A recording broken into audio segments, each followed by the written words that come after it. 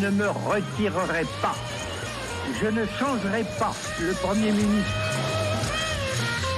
Bonjour Henri-Jean. Alors, Bonjour, on va effectivement bonjour, évoquer les manifestations, les événements de 68, comme on dit, grâce, je veux dire, à la plume et au dessin de 3 auteurs, hein, c'est ça? C'est-à-dire que mai 68, on connaît l'embrasement, on voulait foutre en l'air le capitalisme, l'impérialisme, le bignolisme, on voulait tout foutre en l'air en mai 68. Le servatisme aussi. Bien évidemment. Non, mais je veux dire, c'est que c'était un endroit, il y avait un terreau extraordinaire pour la créativité. Donc, on a voulu s'intéresser aujourd'hui, j'ai voulu m'intéresser à ce que la bande dessinée a pu en faire, puisque il y avait un terreau extraordinaire, il y avait le vivier, il y avait les personnages, il y avait donc le décor, il y avait l'explosion qui était là, quoi. Alors, en gros, il y a une quarantaine de bandes dessinées qui paraissent et qui racontent mai 68, selon 3 axes principaux. Le premier axe est illustré par Patrick Rothman, qui est un garçon qui fait beaucoup de choses et qui est surtout oublié d'être bête, qu'il raconte en étant la bande dessinée. Il est partout où il faut être. Il est dans le bureau de général de Gaulle, il est dans les usines Renault, il est à l'Odéon avec Jean-Louis Barrault, il est dans les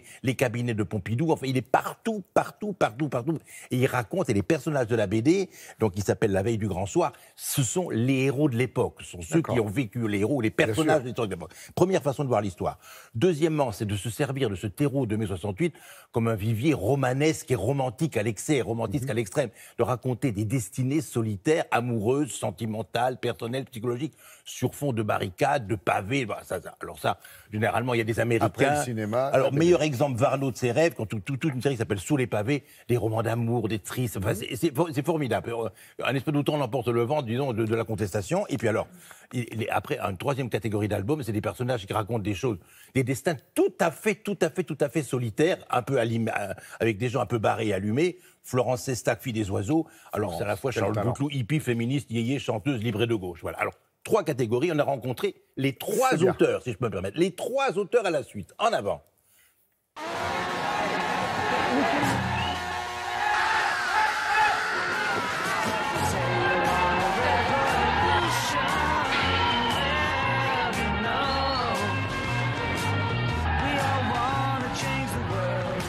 Pour écrire cette BD, je me suis beaucoup servi de choses que j'avais vues et observées. Dans cette BD, il y a des personnages historiques, évidemment, De Gaulle, Pompidou, Grimaud, Cohn-Bendit et d'autres. Et puis il y a des personnages de fiction que j'ai inventés.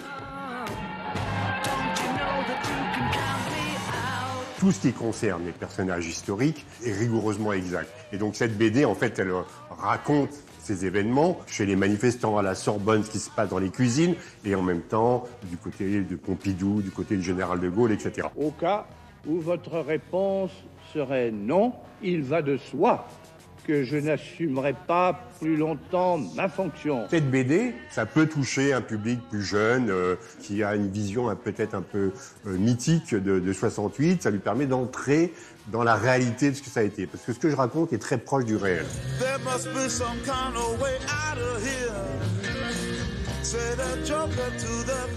On avait l'envie de raconter cette époque.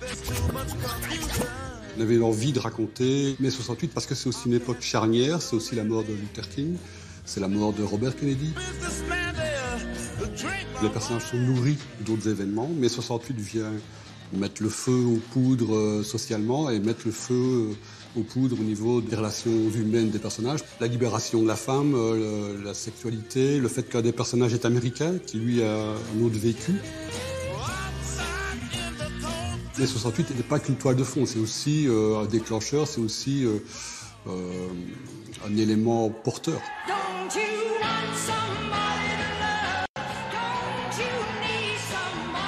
Je suis le prototype même de la fille qui a tout envoyé péter en 68 parce que j'étais une fille de Bourges de province. Et donc j'ai coupé court à la vie qui m'attendait, c'est-à-dire me marier, avoir des enfants, un petit pavillon à crédit.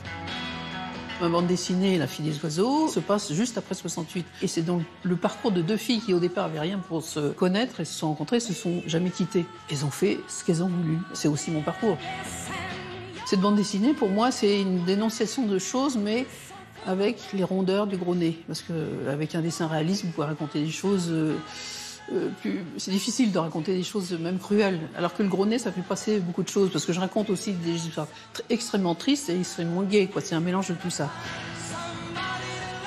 L'année 68, on a envoyé péter les soutiens-gorge et tout ça, on était libre, on se dénudait et tout. C'était un monde qui s'ouvrait à moi. On était pris dans le mouvement et moi j'ai suivi ce mouvement, quoi.